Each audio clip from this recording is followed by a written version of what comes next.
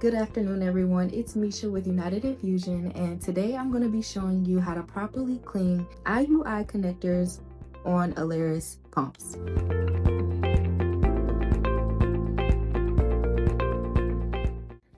For starters, you just want to have alcohol and also a bristle brush of some sort.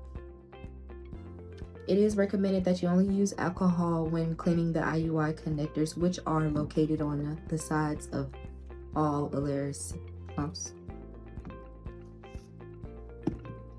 It's important to note that when you're cleaning the IUI connectors, you want to go in a up and down motion and not a side to side.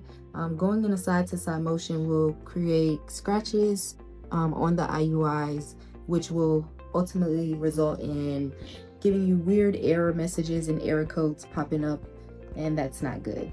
But it's just that easy. Just alcohol on the brush and an up and down movement, and you will have clean IUI connectors for your Alaris pumps.